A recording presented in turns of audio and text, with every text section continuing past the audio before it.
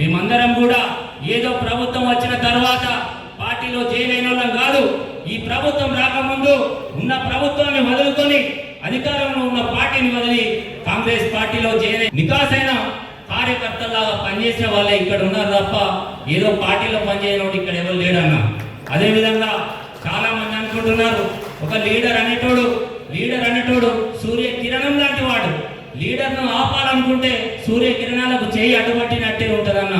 ఎందుకంటే కరోనా కష్టకాలంలో ఇదే నాతోటి ఉన్న లీడర్స్ కావచ్చు, ఇక్కడ ఉన్న లీడర్స్ కావచ్చు, ఎవడు లీడర్ కాదనేది ప్యానల్లో కడితే కాదు, కరోనా లాంటి కష్టకాలంలో గడప గడప దొక్కినోడు లీడర్ అనేది బాధ్యత ఉంటుందన్న.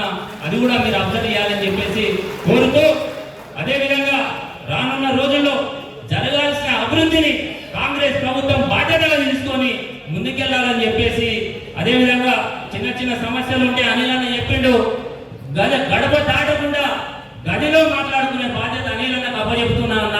నేను మీ మాట కట్టుబడి ఉండకపోతే అప్పుడు అడగండి అన్న. బాధ్యతగా గదిలో మాట్లాడాల్సింది బయట మాట్లాడద్దని చెప్పేసి నేనే బాధ్యతగా చెప్తున్నా అన్న. ఈ అవకాశం ఇచ్చిన మీ అందరికీ పేరున ధన్యవాదాలు తెలియజేస్తున్నా.